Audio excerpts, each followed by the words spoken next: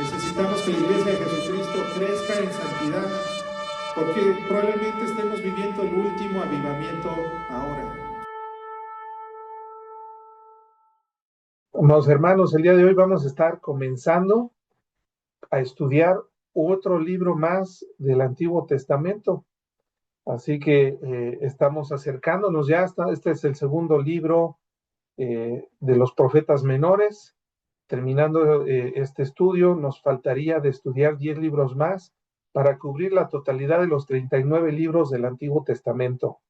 Y espero que hasta ahorita todos estos estudios sean de bendición para todos ustedes, para que podamos nosotros enamorarnos y entender con mayor profundidad el Antiguo Testamento.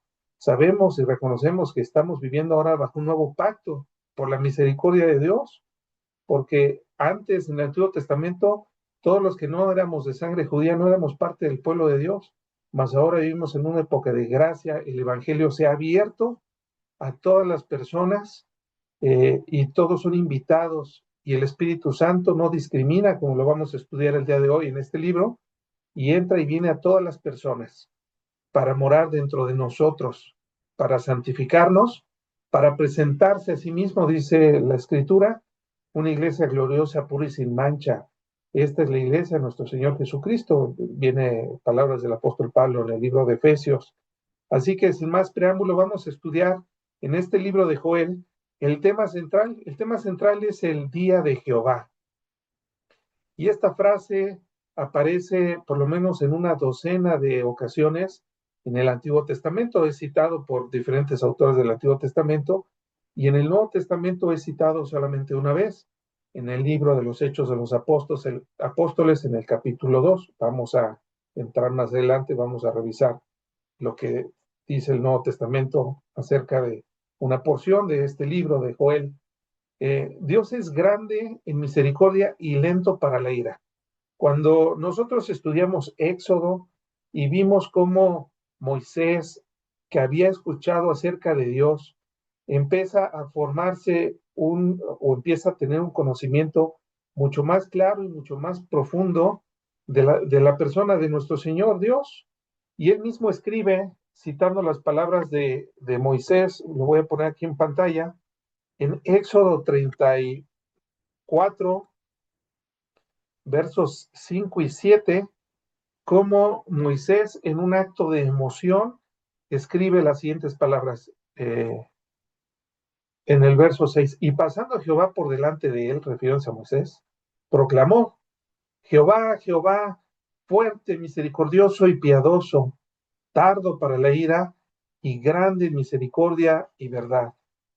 Eso es la exclamación de alguien que está conociendo y está elevando el conocimiento que tiene de Dios aún más.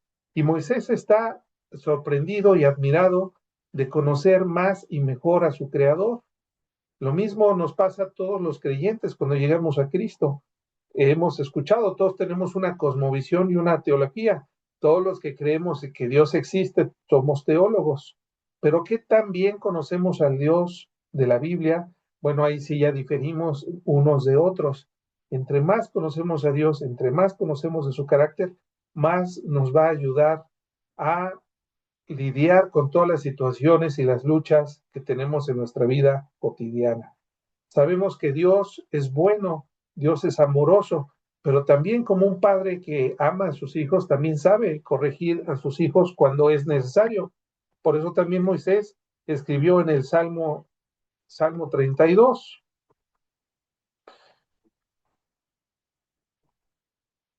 Bueno, es un salmo de David. Dice en el verso 8: te haré entender y te enseñaré el camino en que debes andar.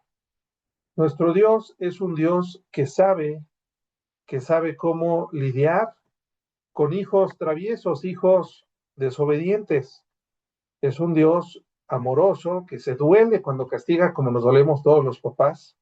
Sin embargo, eh, también Dios castiga. Dice así la Escritura: mía es la venganza y la retribución. Ay, ¿dónde está? Salmo 30 y... Mm.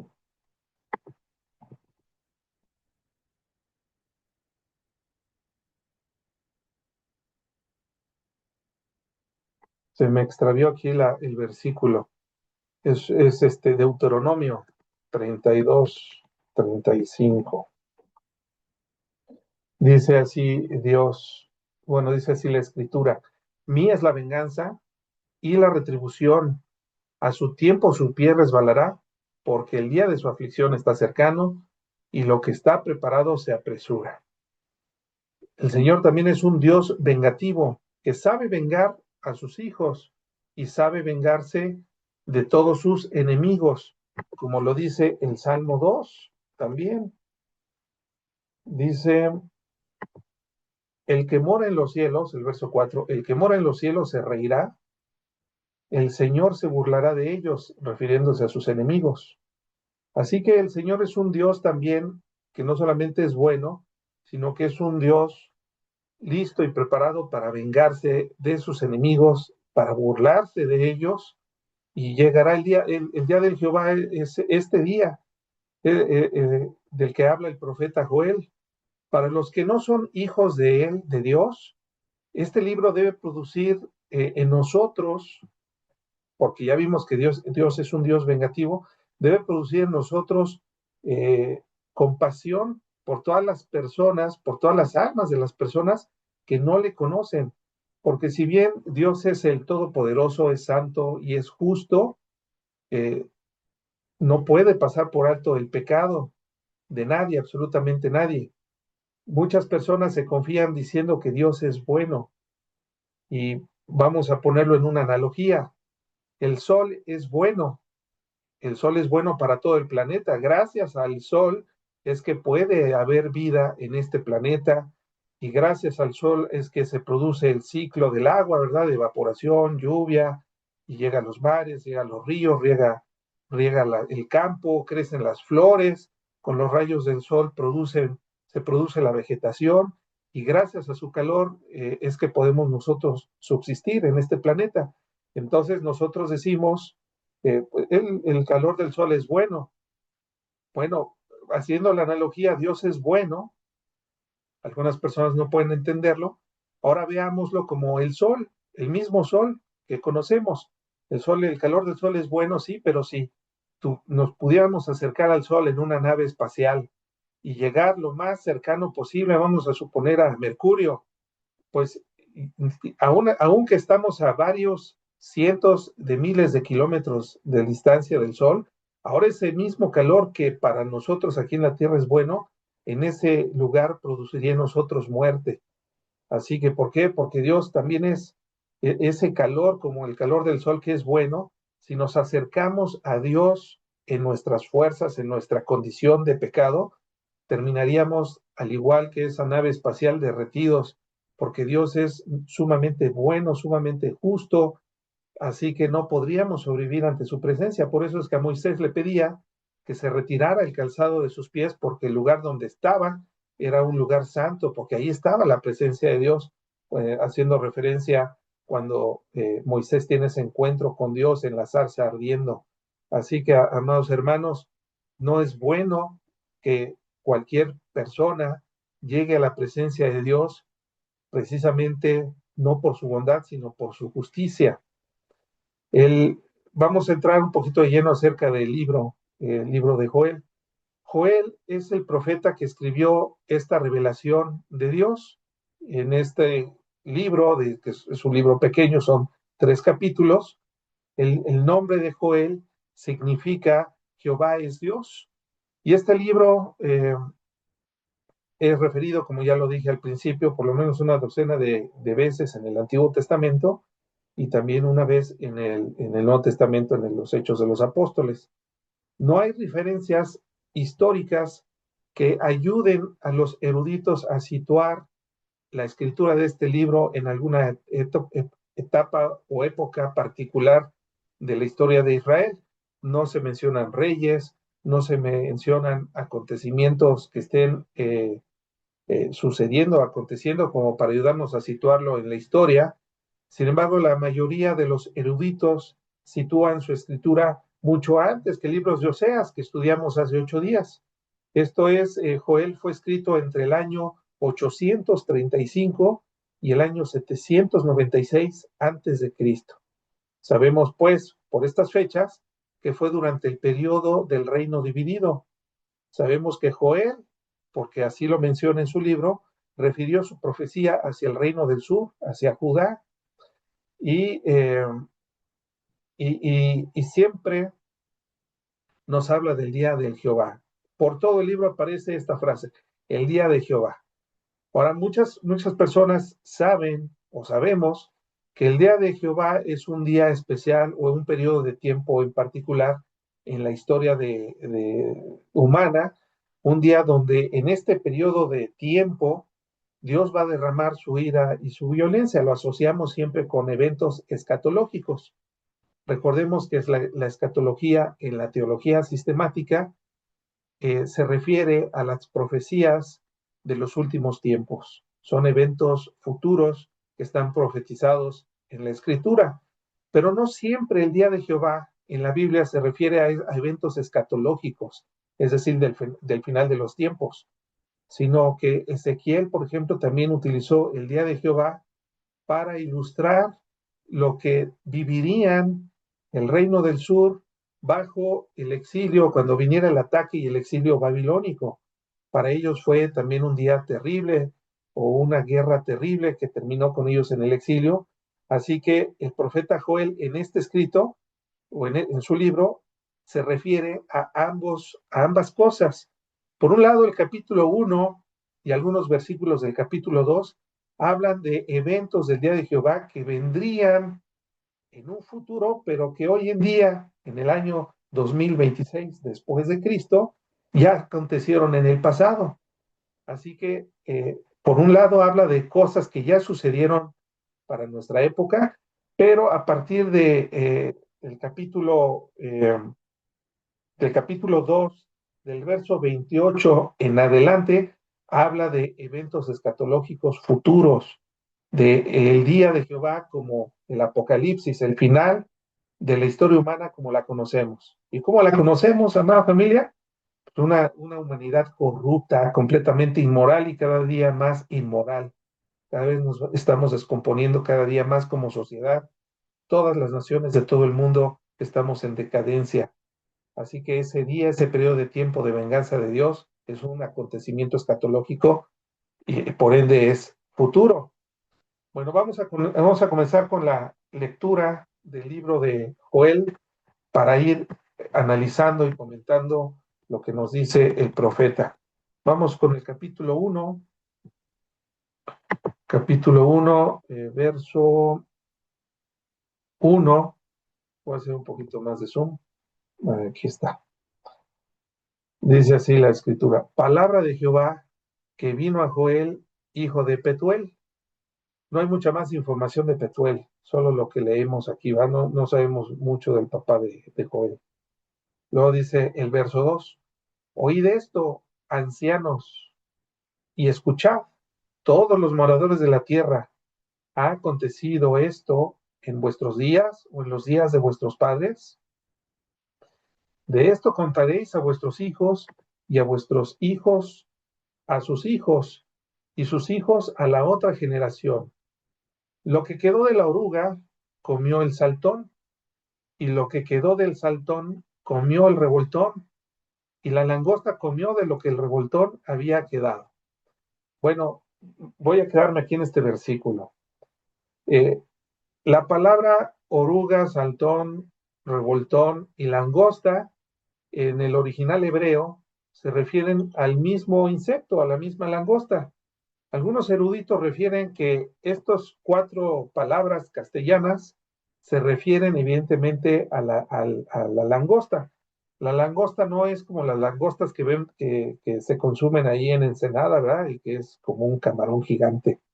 Ojalá fuera esas langostas. Son más bien animales, son como chapulines que van a tener unas 2 pulgadas de largo y tienen alas y vuelan y tienen una gran capacidad de reproducción y tienen un apetito voraz.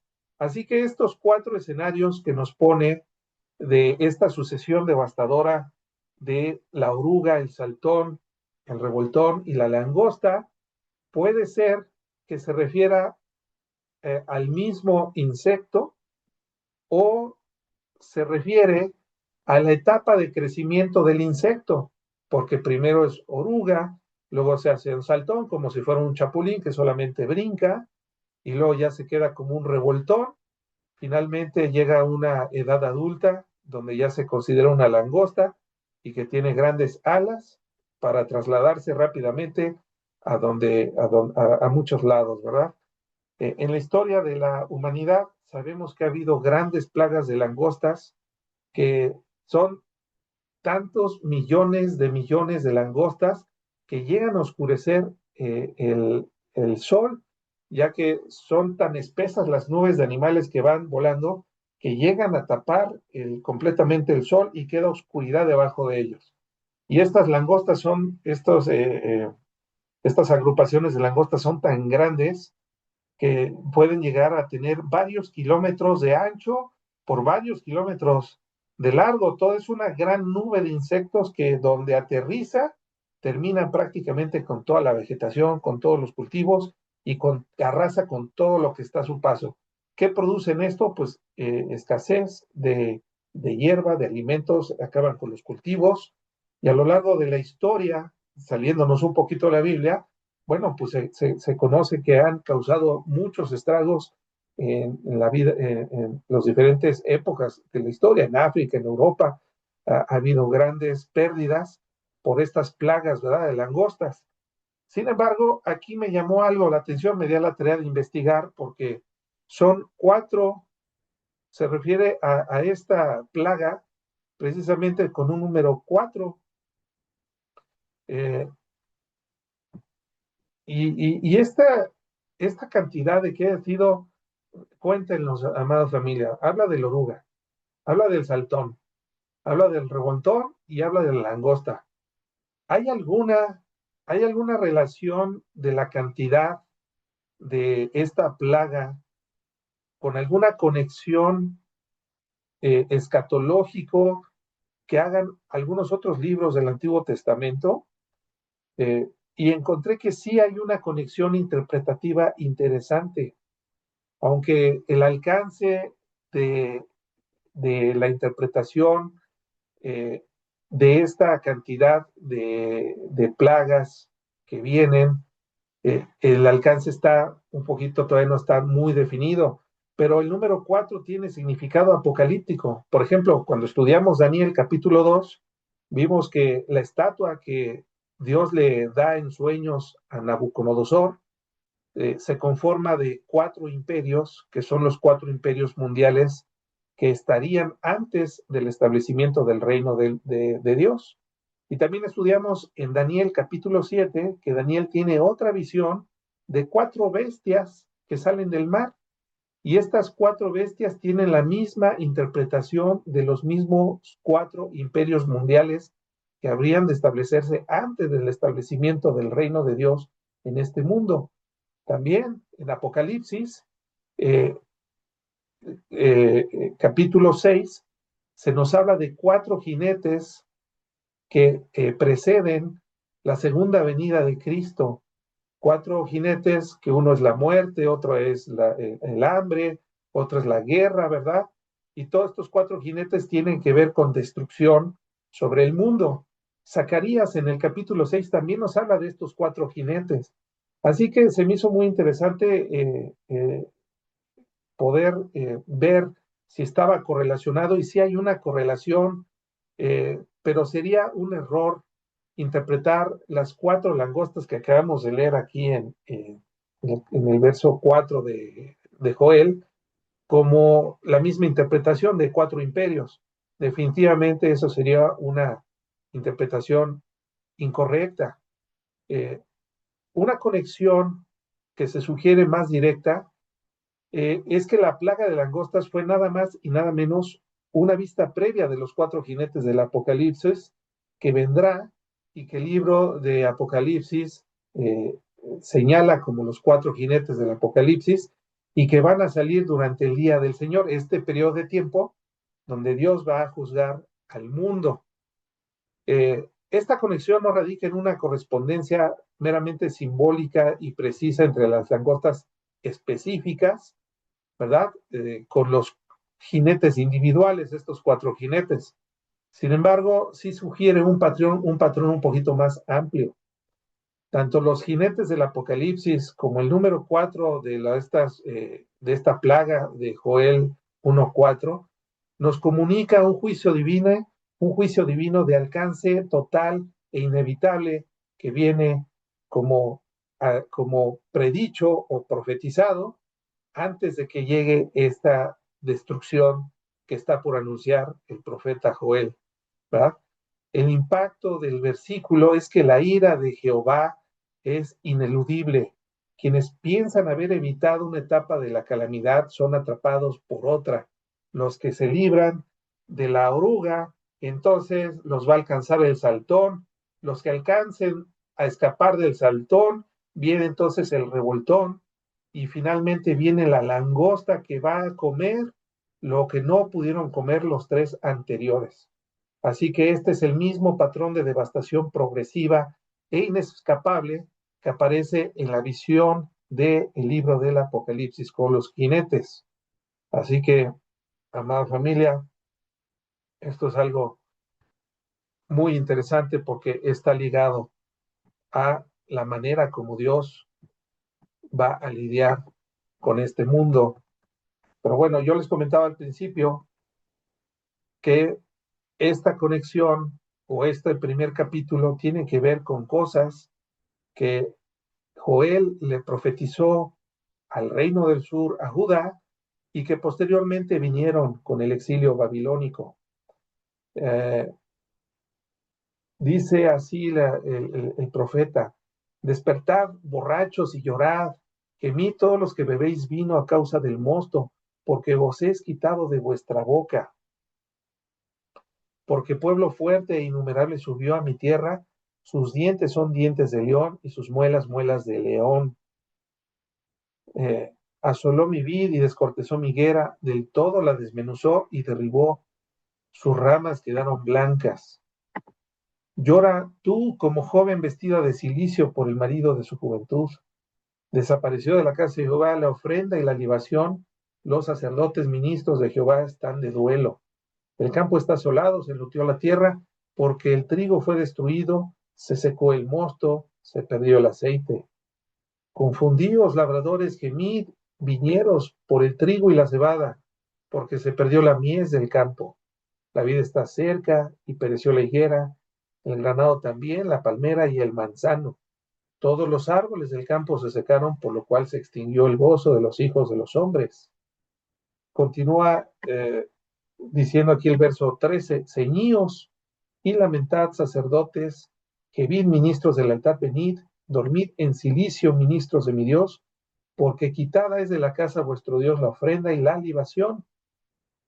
Y aquí en el verso 14, no solamente, hasta ahorita hemos leído consecuencias o cosas, maldiciones que vendrán, ¿verdad? Que van a venir. Y en el verso 14 dice: proclamad ayuno, convocad asamblea, congregad a los ancianos y a todos los moradores de la tierra en la casa de Jehová vuestro Dios, y clamad a Jehová. Aquí viene la misericordia de Dios. Aquí los está invitando hacia la misericordia, a que se arrepientan. El ayuno es para arrepentimiento, es para reflexión, es para afligir nuestro cuerpo, para que nuestro espíritu pueda trabajar con Dios en arrepentimiento, para que Dios, afligiendo nuestro cuerpo, podamos afligir también nuestra alma y llevarla al arrepentimiento. Dice el verso 15, ay del día, porque cercano está el día de Jehová y vendrá como destrucción por el Todopoderoso. Y vaya que vino. Nosotros estudiamos ya la profecía de Jeremías, de Ezequiel, y vimos cómo el sitio que de 3 años, poco más de 3 años que estuvo, con que sitió Babilonia, el imperio babilónico a Jerusalén, los llevó al extremo de comerse a sus propios hijos. Tanta muerte y destrucción, y al final cayó la ciudad, al final fueron tomados y llevados a la cautividad. porque fueron 3 oleadas, eso ya lo estudiamos.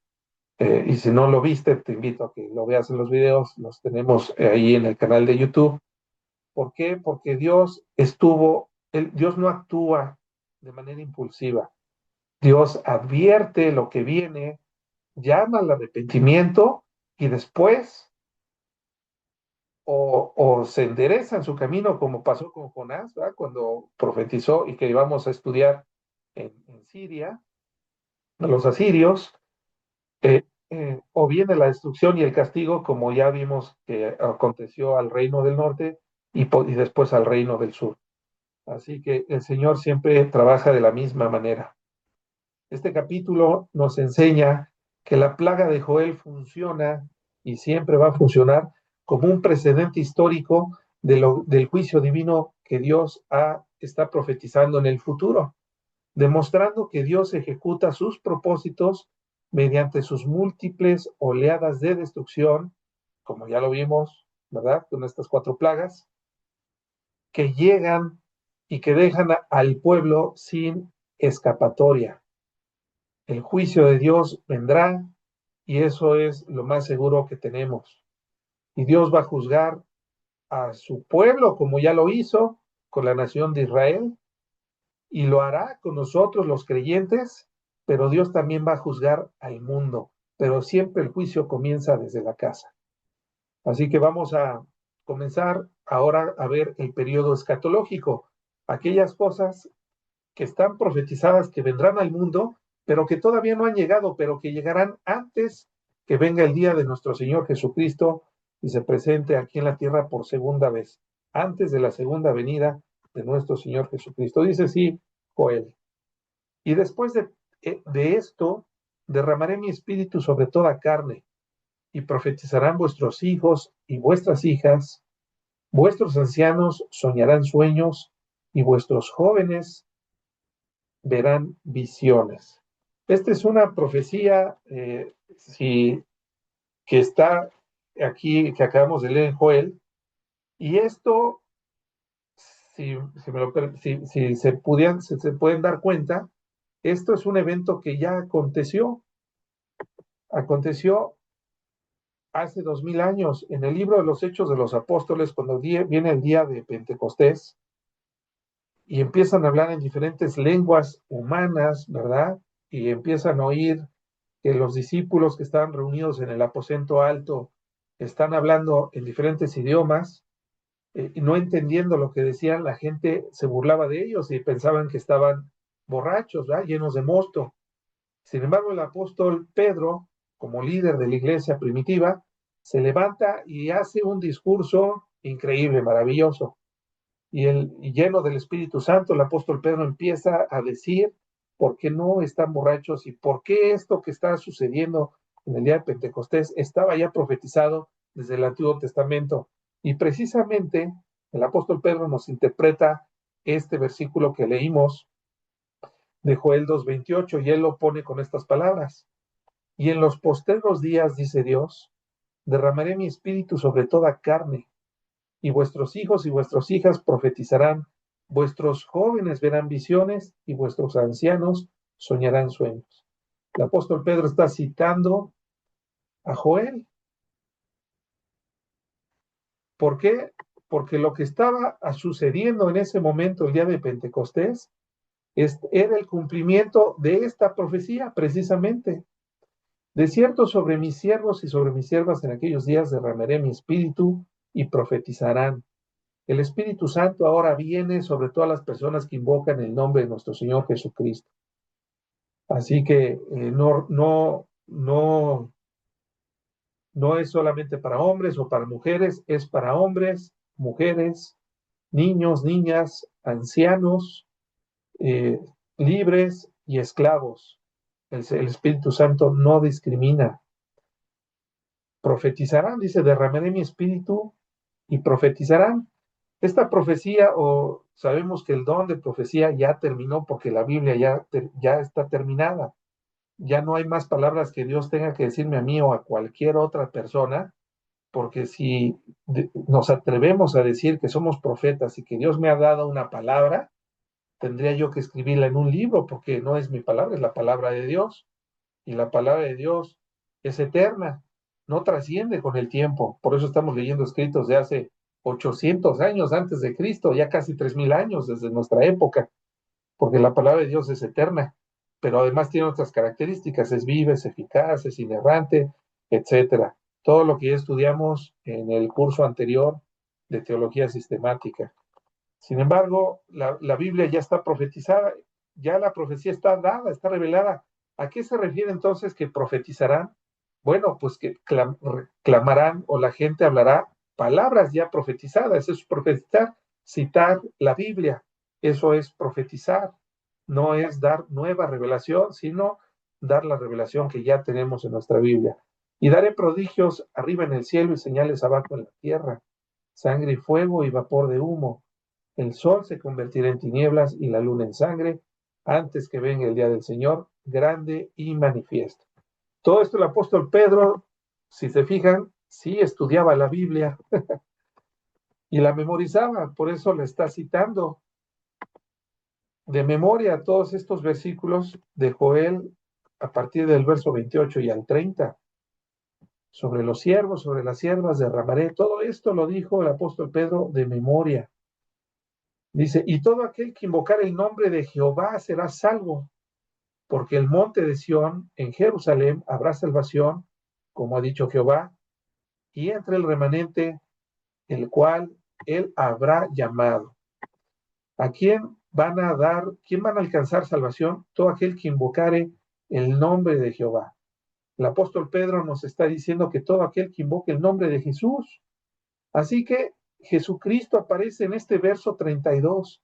Aquí está Cristo escondido en estas líneas del profeta Joel. Todo aquel que clame el nombre de Jesucristo y confíe en el Evangelio de Jesucristo será salvo. ¿Por qué? Porque Cristo ya llevó nuestros pecados en esa cruz. Él ya pagó por nuestros pecados. De todos los que nos acercamos a Él y confesamos nuestros pecados, y nos acercamos a Él y creemos en su obra, en el Evangelio.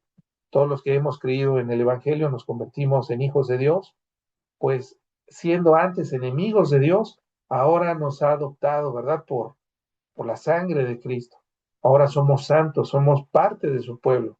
No es que seamos santos, eh, ya todavía somos tremenditos, seguimos pecando, seguimos haciendo cosas, pero Dios ya empezó un proceso de santificación progresiva en todos nosotros. Así que puede ser que caigamos en algún pecado, eso no nos quita la salvación, pero sí nos muestra la gran necesidad de que tenemos de la gracia de nuestro Señor Jesucristo. Recordemos, a mí me impactó mucho el libro de Oseas, cómo el amor y la misericordia de Dios es tan grande que aún Dios le pide a Oseas que perdone a una mujer adúltera, súper inmoral, porque así es el carácter de nuestro Dios. Así que no dejes, no permitas que nada ni nadie te acuse. Sabemos que tenemos una gran necesidad de Jesucristo, nuestro gran Salvador, que en la sangre de Cristo hay perdón de pecados, que si confesamos nuestros pecados y nos arrepentimos y nos apartamos, alcanzaremos misericordia. Eso es lo que dice la Escritura. Así que estamos hablando que a partir de aquí viene ya el día de Jehová, escatológicamente hablando, es un día que viene al final de los tiempos, un periodo donde el orden natural de la creación de Dios se invierte. Ahora, el sol que hoy todavía nosotros encontramos que es amarillo, hermoso, ahora va a ser tinieblas. Ya no es el orden de la creación original. Ahora el sol se oscurece. La luna que es hermosa, que parece de queso, ahora parece de sangre. Antes que venga el día grande y espantoso de Jehová. Porque Dios es ese sol, como el ejemplo que les puse, que si nos acercamos demasiado nos va a quemar por su santidad. No por su bondad, sino por su grandeza, por su santidad, por su justicia. Todas las personas que estén en ese día sin Cristo, todos ellos van a ser un día espantoso.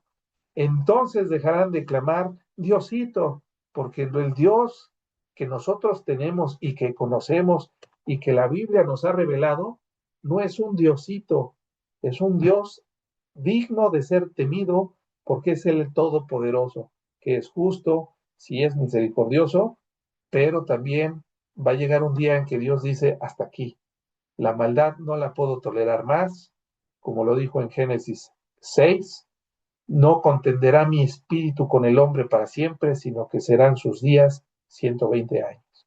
Dios ha establecido que su misericordia es grande, pero no es eterna para todas las personas.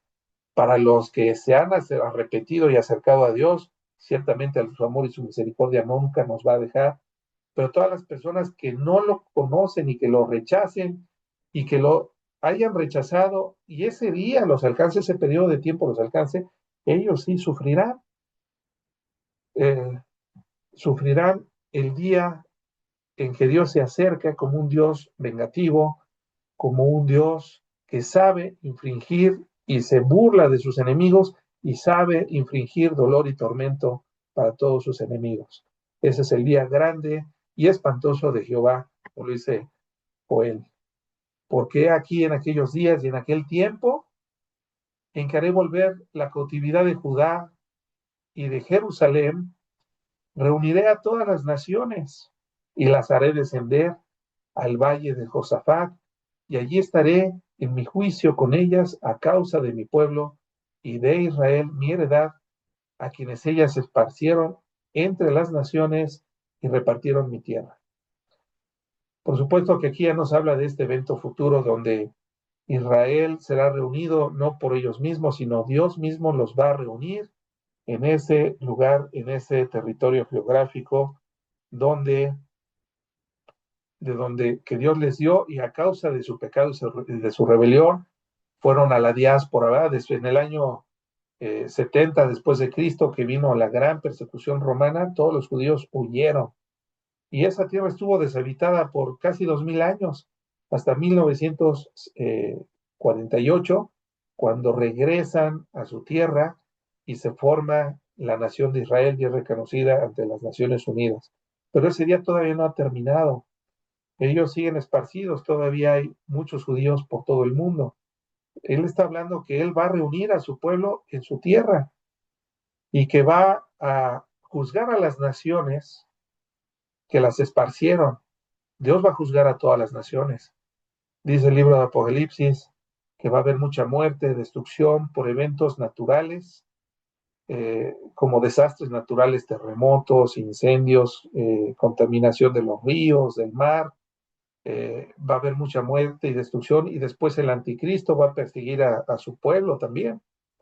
Así que todo esto son eventos escatológicos. Y también que tengo yo con vosotras, Tiro y Sidón, y todo el territorio de Filistea. Por cierto, estuvimos hablando de Tiro y Sidón, ¿verdad? Que en Marcos 7, la clase pasada vimos cómo Jesucristo se fue a Tiro, ¿verdad? Con sus apóstoles y una mujer se acercó a él y le pidió sanidad para su hija que estaba siendo atormentada por demonios, era poseída por un demonio y se acerca a Cristo. Bueno, se refiere a estas ciudades. ¿Queréis vengaros de mí? Y si de mí os vengáis, bien pronto haré yo recaer la plaga sobre vuestra cabeza. Todo esto es un llamado al arrepentimiento para los que no creen en Cristo. Y para nosotros, los que sí creemos en el mensaje del Evangelio y tenemos al Espíritu Santo en nosotros, debe llevarnos a misericordia para seguir proclamando la palabra de Dios a todas las personas, empezando por los que tenemos más cerca, nuestros vecinos, nuestros familiares, nuestros compañeros del trabajo, de la escuela, etcétera, y a todas las naciones, pero no necesitamos ir a África. Hay mucha gente cerca de donde vivimos que no conocen a Jesucristo o al Jesucristo de la Escritura, al Dios de la Biblia, al Dios que es santo, que es justo, que es un Dios vengativo. Tenemos que llevar ahí porque es algo terrible lo que va a acontecer dentro de no mucho tiempo en el mundo. Proclamad esto entre las naciones, proclamad guerra, despertad a los valientes, acérquense, vengan todos los hombres de guerra, forjad espadas de vuestros asadones, lanzas de vuestras hoces, diga el débil, fuerte soy. Juntaos y venid, naciones todas alrededor, y congregaos, haz venir allí, oh Jehová, a tus fuertes. Este es el libro, lo podemos entender, esta profecía, en el libro de Apocalipsis. Este valle de que habla aquí Joel es el mismo valle de Armagedón, donde se llevará la última gran guerra, ¿verdad? La tercera guerra mundial. Todo este lugar es hablado o es también referido por el apóstol Juan en Apocalipsis, por Zacarías también, y es un periodo de tiempo donde va a haber eventos que van a sacudir a todas las naciones, como nuestro Señor Jesucristo también lo proclamó en Mateo 25. Bueno, ahorita voy a venir a Mateo 25. Voy a seguir leyendo Joel para no adelantarme. Joel 3, 13. Echad la hoz, porque la mies ya está madura. Venid, descended, porque el lagar está lleno.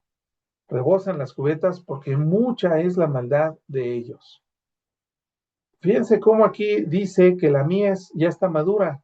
Es decir, el trigo ya está listo para ser cosechado y para ser desgranado, la mies. A Jesucristo enseñó esto en Mateo 13, que es el capítulo de las parábolas. En el capítulo 13, verso 30, está la parábola del sembrador, donde dice que un hombre sembró en su campo buena semilla, y que en la noche vino su enemigo y sembró cizaña en el mismo campo.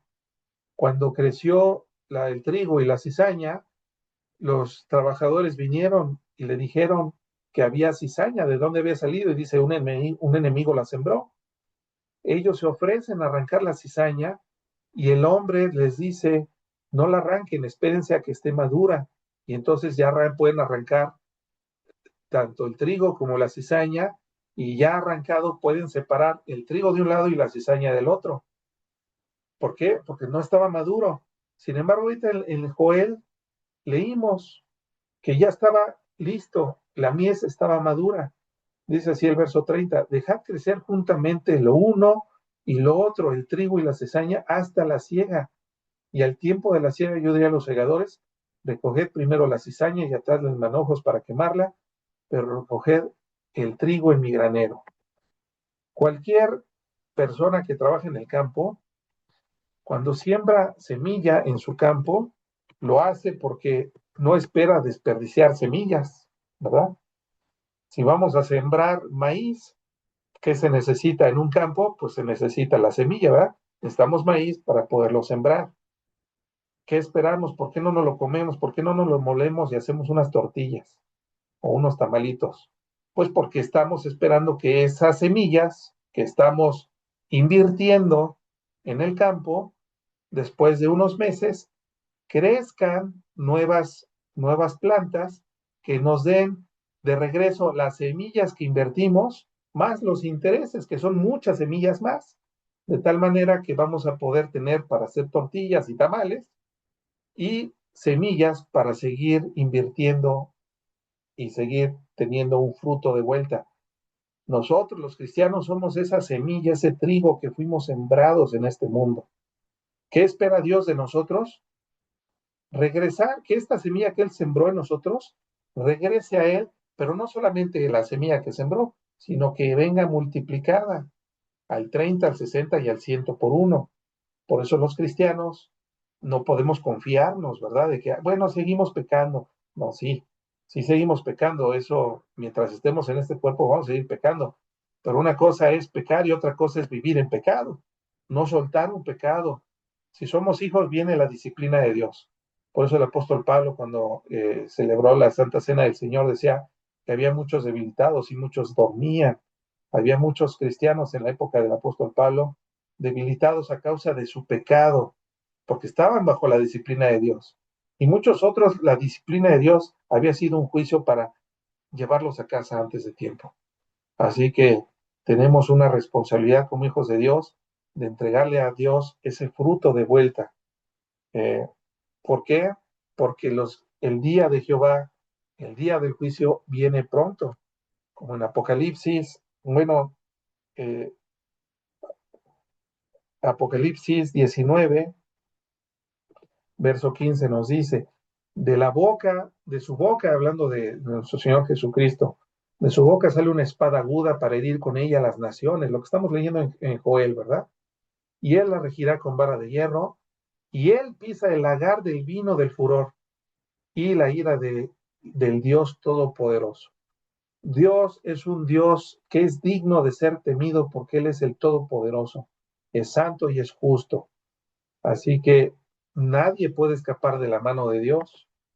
Por eso tenemos que predicar al Dios de la Biblia y no al Dios que nos dijo nuestra abuelita, ¿verdad?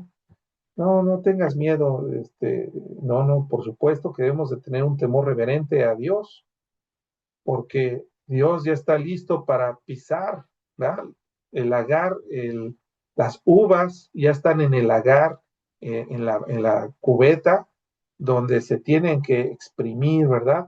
Nada más que estas no son uvas, sino son los enemigos de Dios, y no va a derramar vino, sino la sangre de sus enemigos. Esto es la ira de Dios. El lagar está lleno, dice Joel. Continuamos la lectura y dice, muchos pueblos en el valle de la decisión, porque está, porque cercano está el día de Jehová en el valle de la decisión. Todos estos son nombres que se le da al valle de Armagedón, al valle de Jezreel, al valle de Josafat, el valle de la decisión. Es el mismo lugar geográfico allá al norte de Israel. Es una planicie muy grande. El sol y la luna se oscurecerán y las estrellas no darán su resplandor. Como lo dijo Jesucristo cuando le preguntaron, ¿cuándo han de acontecer estas cosas? Le preguntaron a Cristo, sus discípulos, antes, antes de que se fuera, dice, e inmediatamente después de la tribulación de aquellos días, el sol se oscurecerá y la luna no dará su resplandor y las estrellas caerán del cielo y las potencias de los cielos serán conmovidas. Entonces aparecerá la señal del Hijo del Hombre en el cielo, y entonces lamentarán todas las tribus de la tierra y verán al Hijo del Hombre viniendo sobre las nubes del cielo con poder y gran gloria. Y viene la cosecha, ¿verdad? Enviará a sus ángeles con gran voz de trompeta y juntarán a sus escogidos a ese trigo, ¿verdad? De los cuatro vientos, desde un extremo del cielo hasta el otro. Todos sus escogidos, todos sin excepción, amada familia, todos tienen fruto. No llegan solos al cielo, llegan llenos de fruto, que son las buenas obras que Dios preparó para que anduviéramos en ellas, en amor, en gozo, en paz, paciencia, benignidad, bondad, fe, templanza, todos los frutos que dice Gálatas 5, 22 y 23. Todos estos escogidos es trigo, está lleno de fruto, por eso son tomados. Y es la cita que está haciendo aquí Jesucristo, o una referencia usando las mismas palabras de Joel. Y Jehová rugirá desde Sión.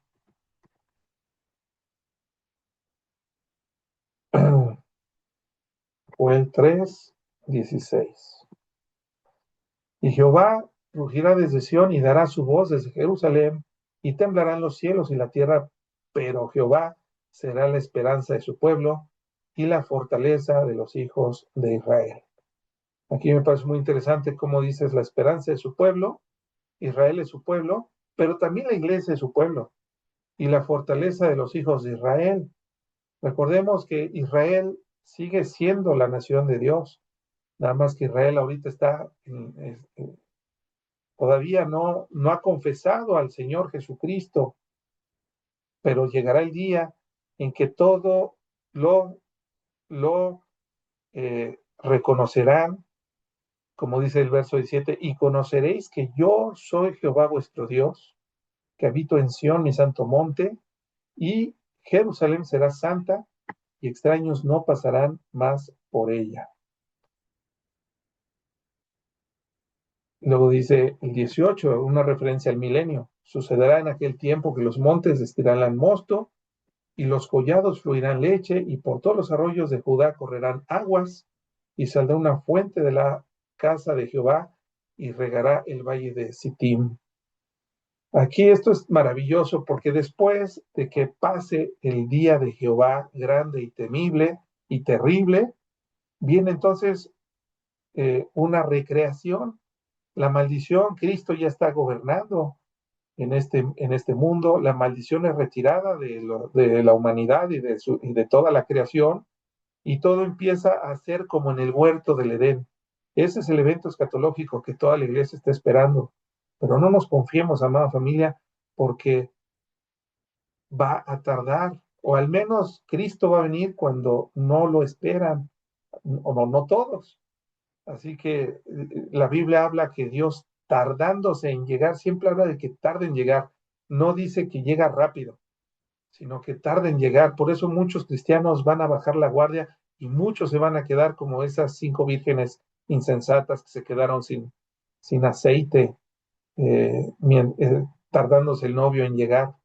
Así que el Señor es misericordioso, el Señor es paciente, pero llegará el día en que Dios derrame su ira sobre este mundo. Pero Judá será habitada para siempre, y Jerusalén por generación en generación. Como lo dijo también, y lo estudiamos en Ezequiel 37, versos 24 al 30, dice, mi siervo David será rey sobre ellos, y todos ellos tendrán un solo pastor. Ese siervo David es Jesucristo, y ese solo pastor es Jesús, y andarán en mis preceptos. ¿Por qué? Porque todos estarán llenos del Espíritu Santo, y mis estatutos guardarán y los pondrán por obra. Ya no habrá pecado en este periodo de tiempo. Habitarán en la tierra que di a mi siervo Jacob, en el cual habitaron vuestros padres. En ella habitarán ellos, sus hijos y los hijos de sus hijos para siempre. Es el reino eterno de nuestro Señor Jesucristo. Y mi siervo David será príncipe de ellos para siempre.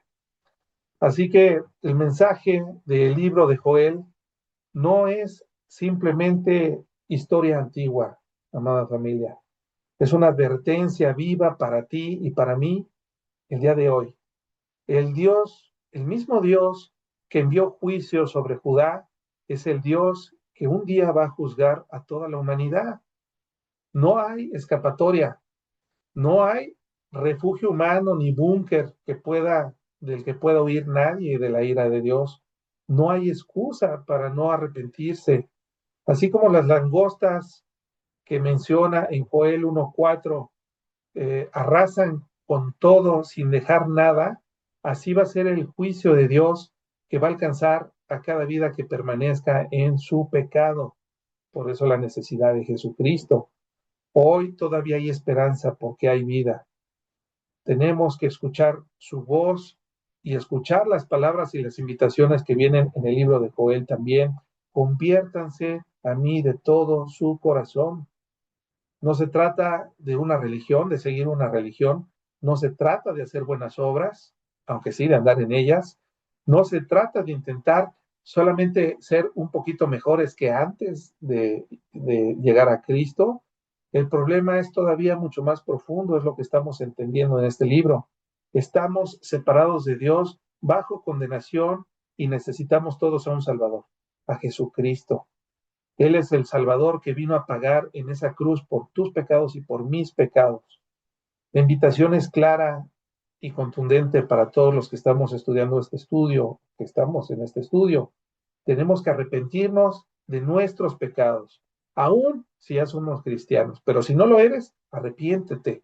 Hay una tremenda necesidad de no llegar a este día en nuestros pecados.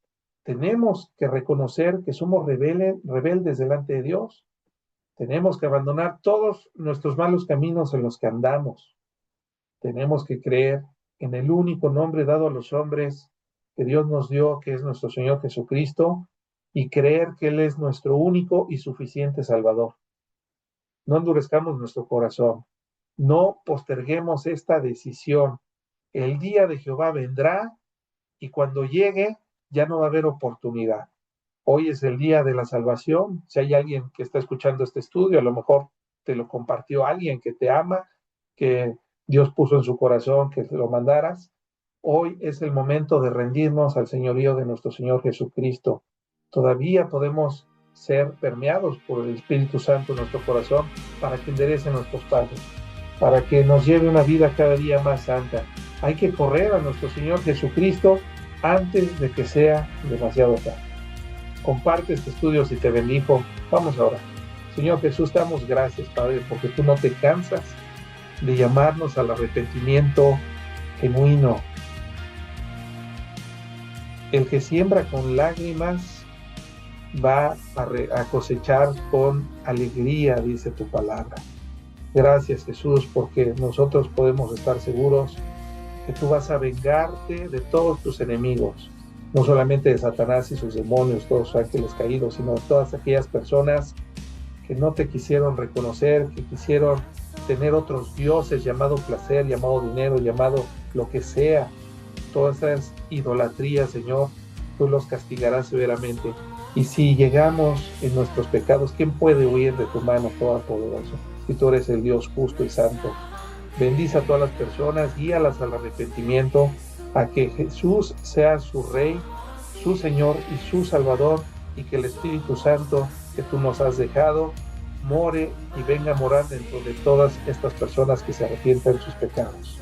Dile, Señor Jesús, yo me arrepiento de mis pecados, entre en mi vida, inicia un periodo de una transformación en mi corazón por medio de tu Espíritu Santo. Yo reconozco que soy una persona pecadora que te necesito. Comienza el día de hoy una transformación en mi interior para que pues pueda producir fruto agradable hacia ti, Jesús. Te bendecimos, Jesús, y te damos gracias por tu palabra. En tu precioso nombre oramos y te damos gracias. Amén. Suscríbete al canal, sigue creciendo en la fe por medio del conocimiento de la verdad y para la gloria de Dios.